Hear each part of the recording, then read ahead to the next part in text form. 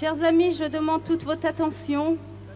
Nous allons recevoir maintenant parmi nous, nous avons l'honneur de recevoir parmi nous, le grand cinéaste kurde Yılmaz Güney.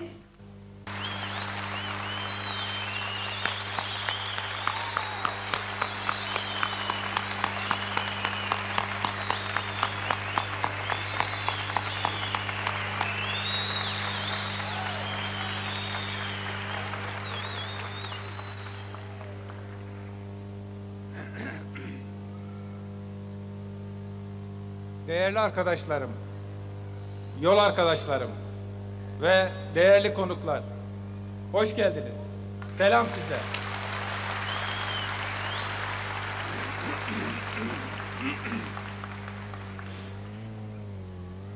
Bildiğiniz gibi Nevroz, Kürt halkı için zalimlere ve zulme karşı direnmenin, yılgınlığa ve teslimiyete karşı durmanın, özgürlük ve bağımsızlık için mücadelenin, birlik ve dayanışmanın sembolüdür. Biliyorum ki bugün burada toplanan bütün arkadaşların yüreği bu duygular için çarpıyor. Çocuklarımızın yüreği de bu duygular için çarpacak. Zulme ve köleleştirmeye karşı çıkmak için, özgürlük ve bağımsızlık için, dağınıklığı birliğe çevirmek için.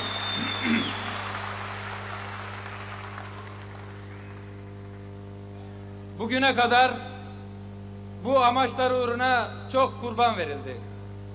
Daha da verilecek. Çünkü kurbansız zafer mümkün değildir. Kan ve gözyaşını göze almak zorundayız.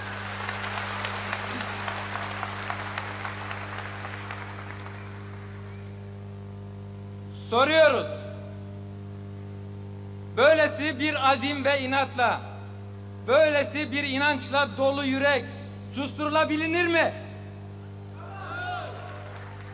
Yine soruyoruz. Böylesi bir kararlılığı taşıyan, böylesine yiğit ve fedakar bir halka baş eğdirmek mümkün mü? Asla. Arkadaşlar,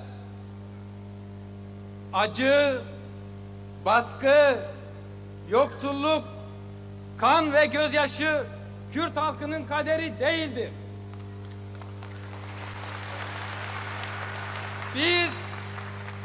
Biz bu kaderi reddediyoruz. Bu kaderi tanımıyoruz.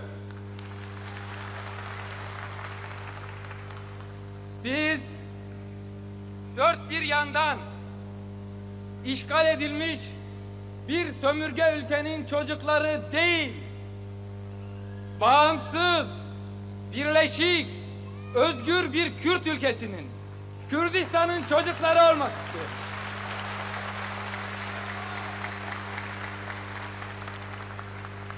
Biz kendi toprağımızda, kendi dilimizle aşk ve özgürlük türküleri söylemek istiyoruz.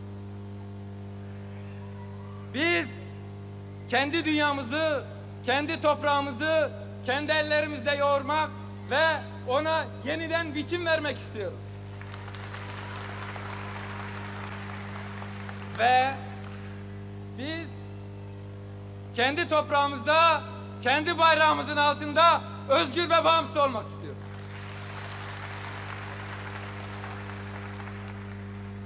Yine unutmuyoruz ki Kürt, Türk, Arap ve Acem işçilerinin, köylülerinin, emekçilerinin çıkarı birleşik, güçlü devletlerin oluşmasından yanadır.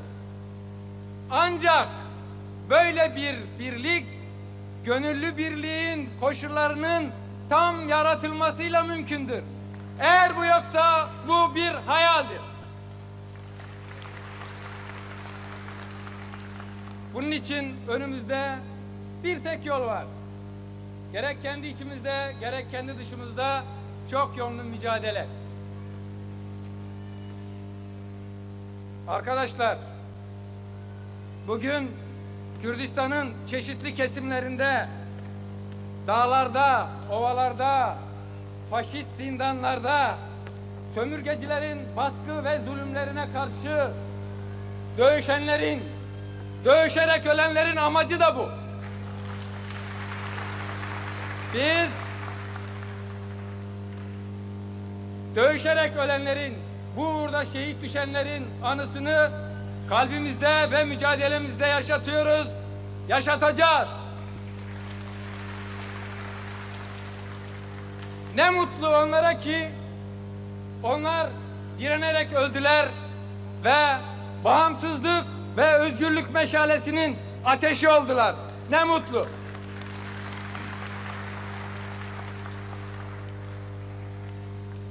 Değerli arkadaşlarım, hatırlarsınız Kürt Enstitüsü'nün geçen yıl kuruluş nedeniyle düzenlediği şenlikte şöyle dedim. Enstitü şu ya da bu grubun hizmetinde değil, enstitü bir bütün olarak Kürt ulusunun hizmetinde bir bilim kurumudur. Bir yıllık çalışma ve pratik sanıyorum ki bu sözlerimi doğrulamıştır.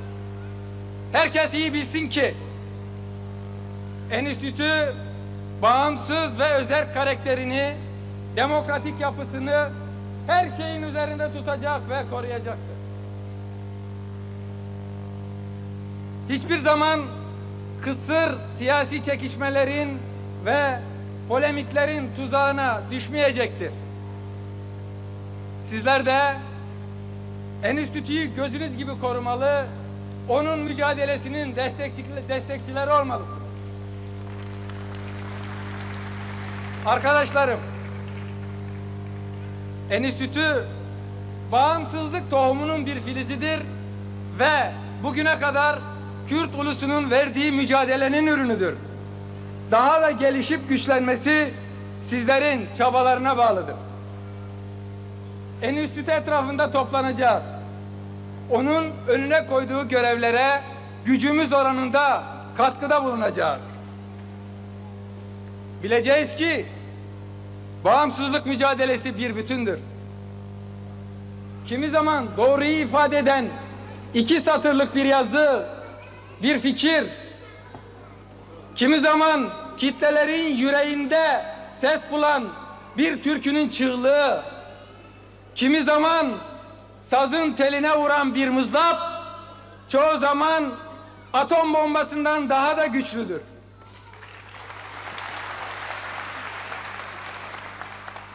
İşte bu nedenle biz hayatın her alanında iyi savaşçılar, başarılı savaşçılar olmak zorundayız ve bu savaşçıları yetiştirmek zorundayız.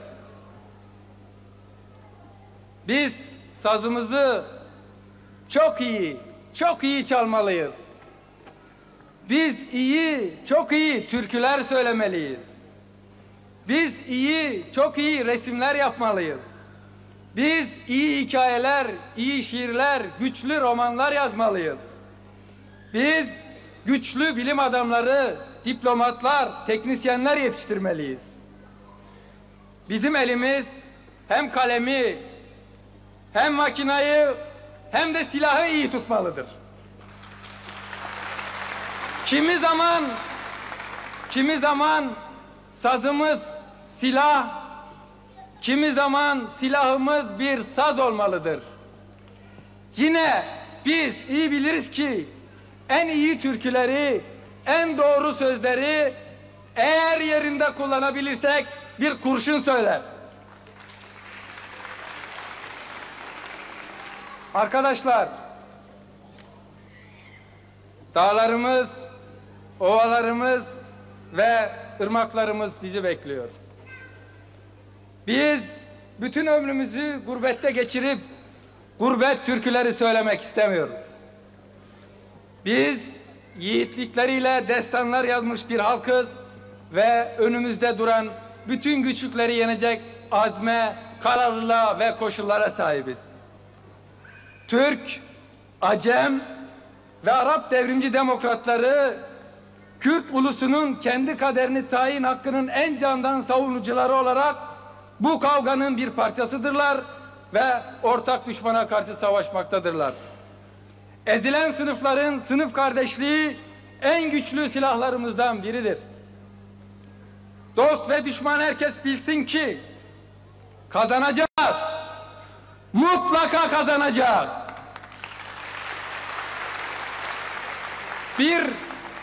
Bir köle olarak yaşamaktansa bir özgürlük savaşçısı olarak ölmek daha iyidir. Yaşasın bağımsız, birleşik, demokratik Kürdistan. Yaşasın Türk, Kürt, Acem ve Arap halklarının kardeşliği ve dayanışması. Ve yaşasın Kürt Enstitüsü. Sağ olun.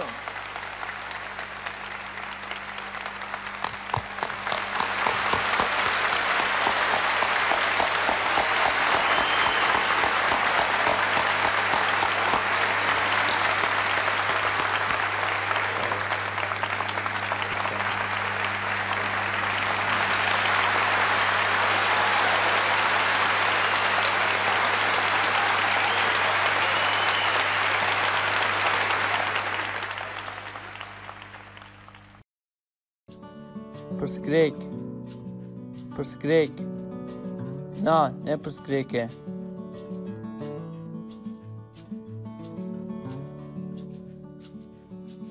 Bihurandin.